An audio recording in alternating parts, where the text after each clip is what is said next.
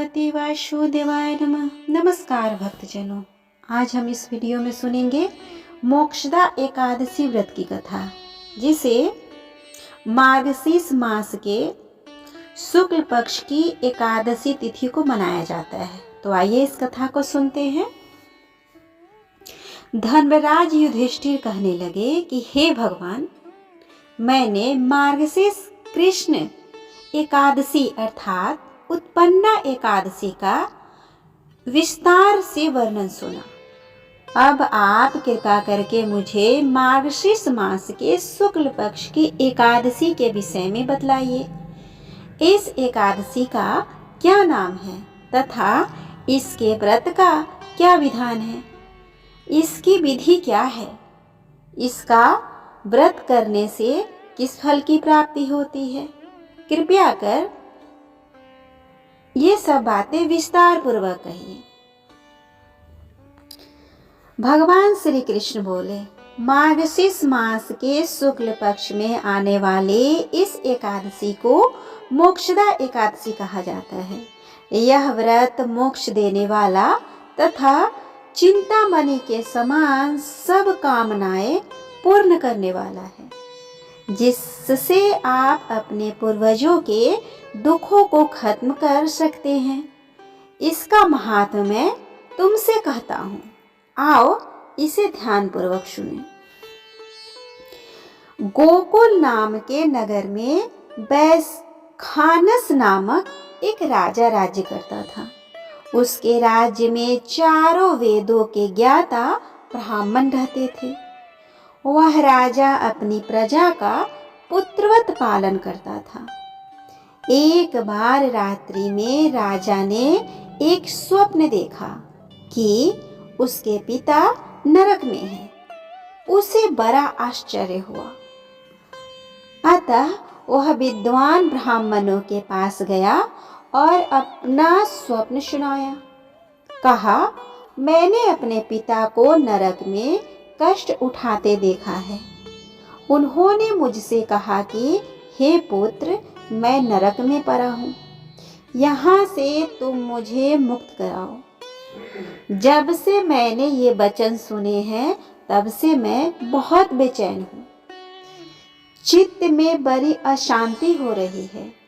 मुझे इस राज्य, धन, पुत्र, स्त्री, हाथी, घोड़े आदि में कुछ भी सुख प्रतीत नहीं होता। क्या करूं? राजा ने कहा, हे ब्राह्मण देवताओं, इस दुख के कारण मेरा सारा शरीर जल रहा है।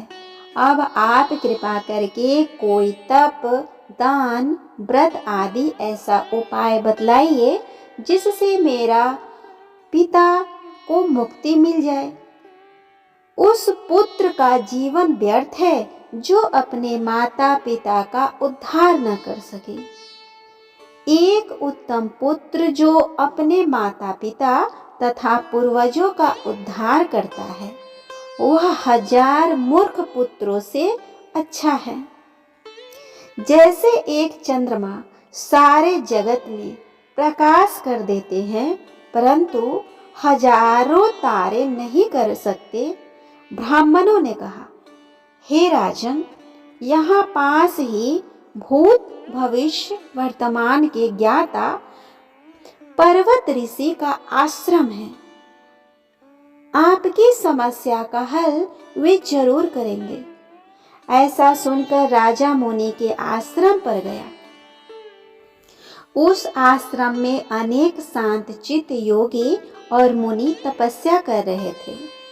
उसी जगह पर्वत मुनि बैठे थे। राजा ने मुनि को साष्टांग दंडवत दिया। मुनि ने राजा से सांगोपांग कुशल पूछी। राजा ने कहा कि महाराज, आपकी कृपा से मेरे राज्य में सब कुशल है, लेकिन अकस्मात मेरे चित्त में अत्यंत अशांति होने लगी है। ऐसा सुनकर पर्वत मुनि ने आंखें बंद की और भूत विचारने लगे। फिर बोले, हे राजन, मैंने योग के बल से तुम्हारे पिता के कुकर्मों को जान लिया है। उन्होंने पूर्व जन्म में कामातुर होकर एक पत्नी को रति दी, किंतु शौत के कहने पर दूसरी पत्नी को ऋतुदान मांगने पर भी नहीं दिया। उसी पाप कर्म के कारण तुम्हारे पिता को नरक में जाना पड़ा। तब राजा ने कहा, इसका कोई उपाय बतलाइए।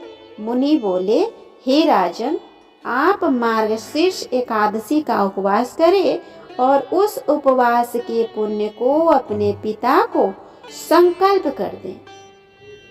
इसके प्रभाव से आपके पिता की अवश्य नरक से मुक्ति होगी।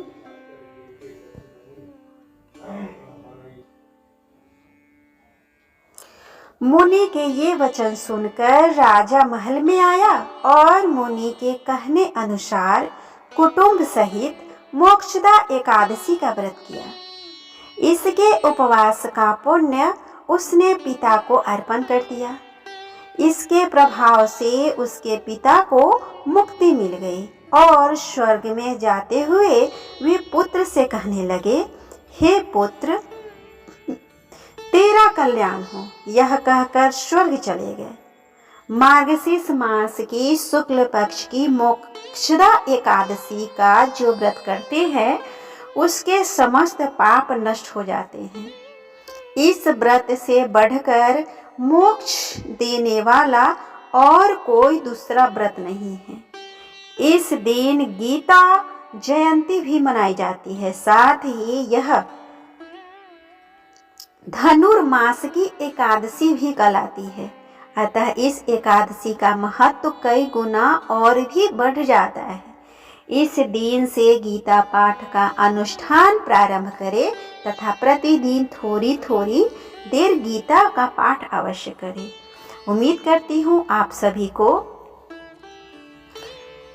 ये मोक्षदा एकादशी की व्रत कथा पसंद आया होगा। अगर अच्छा लगे तो प्लीज मेरे वीडियो को लाइक और शेयर करें। साथ ही मेरे चैनल को भी सब्सक्राइब कर लें ताकि जब भी मैं इस तरह का वीडियो अपलोड करूं उसका नोटिफिकेशन सबसे पहले आपको मिले। तब तक के लिए ओम नमो भगवते वासुदेवाय नमः।